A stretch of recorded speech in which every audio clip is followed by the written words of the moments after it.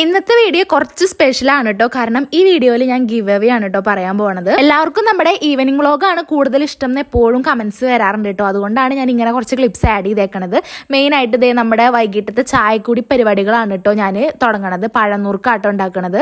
പിന്നെ കുറച്ച് വീട്ടിലിരിക്കുന്ന കുറച്ച് ബേക്കറി ഐറ്റംസും കൂടി ഉണ്ട്.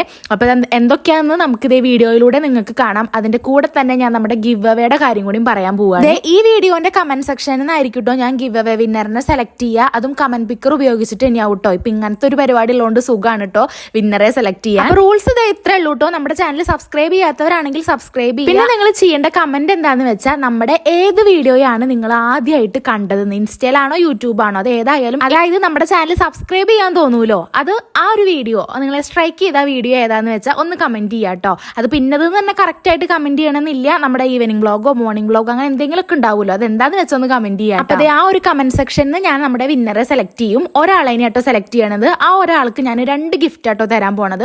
ഡ്രസ്സ് തന്നെയാണ് ഐറ്റംസ്. ആ ഡ്രസ്സിന്റെ പിക്ക് ഞാൻ ഇവിടെ കൊടുക്കും കൂടിയും ചെയ്യാട്ടോ. വേറെയും ഒരുപാട് യൂട്യൂബേഴ്സ് പോസിറ്റീവ് റിവ്യൂ പറഞ്ഞിട്ടുള്ള ഡ്രസ്സാണ് കേട്ടോ ഇത്. അപ്പൊ പരമാവധി എല്ലാവരും നമ്മുടെ ഈ ഒരു ഗിവ് അവേയില് എന്താ പറയാ പാർട്ടിസിപ്പേറ്റ് ചെയ്യാൻ നോക്കുക. നിങ്ങളുടെ ഫ്രണ്ട്സോ റിലേറ്റീവ്സോ ഒക്കെ ഉണ്ടെങ്കിൽ അവർക്കൊക്കെ ഷെയർ ചെയ്തിട്ട് അവരെയും കൂടി പാർട്ടിസിപ്പേറ്റ് ചെയ്യിപ്പിച്ചോളോട്ടോ. ഇത്രയ്ക്ക് റൂൾസ് ഉള്ളൂ. വേഗം തന്നെ കമന്റ് ഇട്ടോളോട്ടോ. അപ്പൊ നമ്മൾ ഇതേ ചായ കൂടിക്ക് കഴിഞ്ഞൊരു സിനിമ കണ്ടു. പിന്നെ വിൻഷേട്ടന്റെ വക ഒരു ഡാൻസ് പ്രാക്ടീസ് ആയിരുന്നു കേട്ടോ.